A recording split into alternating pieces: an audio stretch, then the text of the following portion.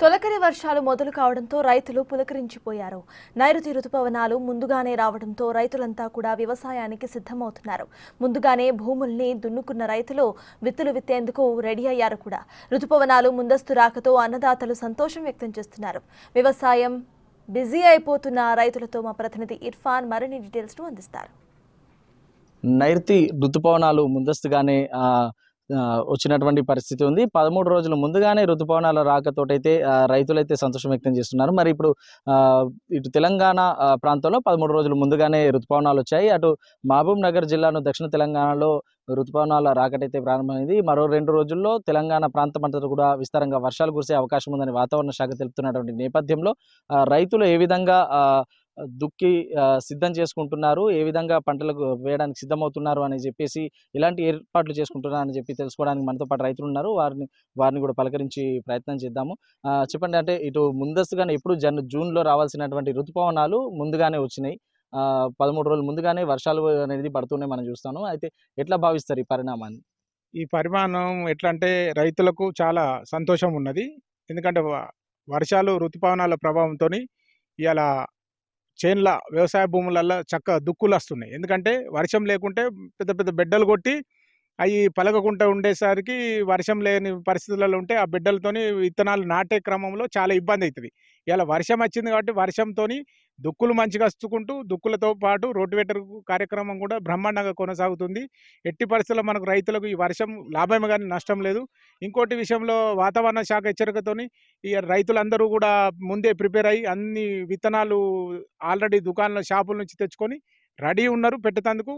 ఈ వర్షము మూమెంట్ని చూసుకుంటూ రైతులు నష్టపోకుండా వాళ్ళ జాగ్రత్తతో విత్తనాలు నాటే కార్యక్రమం జరుగుతుంది. అయితే ఎప్పుడు జూన్ మొదటి వారంలో వచ్చేటటువంటి ఋతుపవనాల రాకట అనేది 13 రోజుల ముందుగానే ఋతుపవనాలు వచ్చినాయి, వర్షాలు కురుస్తున్నటువంటి పరిస్థితి ఉంది. అయితే ఈ వర్షాలు రైతుకు లాభం చేకూరుస్తాయా, నష్టపరుస్తాయా, ఇట్లా ఏమవుతుందని భావిస్తున్నారు? ఈ వర్షంతోనే రైతుకు లాభమే. ఎందుకంటే వర్షం ఉంటేనే ఇత్తనం మొలకెత్తుతుంది. వర్షం లేకుంటే నువ్వు పొడి భూమిలో పొడి దుక్కిలలో ఇస్తే అది ఎప్పుడు కూడా మొలకెత్తే విషయం తెలియదు. ఎందుకంటే వర్షం పడకుండా ఉంటే భూమికి కనీసం ఒక 3-4 వానలు భూమి మంచిగా నానితేనే మొలకెత్తుతుంది.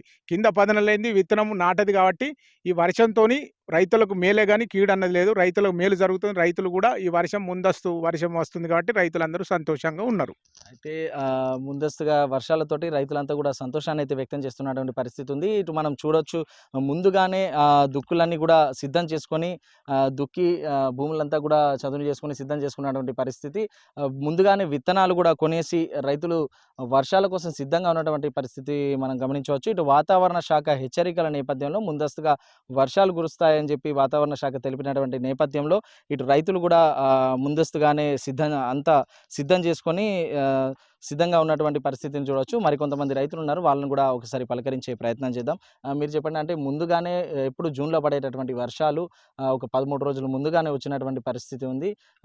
ఎట్లా అంటే ఎక్కువగా ఈ పరిణామంతో వర్షాలు కూడా ఎక్కువగా పడే అవకాశం ఉందని చెప్పేసి వాతావరణ శాఖ వాళ్ళు చెప్తున్నటువంటి పరిస్థితి. ఒకవేళ ఎక్కువ వర్షాలు పడితే అది పంటల మీద ఎట్లన్నా ప్రభావం చూపుతుందా, ఎట్లుండబోతుంది పరిస్థితి? వర్షం ఎక్కువ ఉంటే కొంచెం పురుగు రావడానికి ట్రై చేస్తుంది. వర్షం మామూలుగా ఉంటేనే కొంచెం ఎక్కువ, కొంచెం తక్కువ కాకుండా మధ్యరగా ఉంటే మంచిగా ఉంటుంది. అంటే ఈ వర్షాల నేపథ్యం, ముందస్తు వర్షాల నేపథ్యంలో దిగుబడి పైన ఏమైనా ప్రభావం, పంట దిగుబడి పైన ఏమైనా ప్రభావం చూపే అవకాశం ఉందా? ఎట్లా పంట దిగుబడి ఏమైనా వచ్చే అవకాశం ఉందా? ఏమైనా నష్టపోయే అవకాశం ఉందా రైతులు?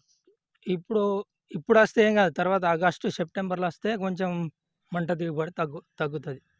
ఓకే. ఎండి ఉన్నటువంటి దుక్కులకు ఇప్పుడు పడేటటువంటి వర్షాలు అవసరమే. ఇప్పుడు భూమి అంతా కూడా ఎండిపోయి ఉంటుంది కాబట్టి ఈ వర్షాలతోటి విత్తనాలకు ఒక 2-3 వర్షాలైతే అవసరము.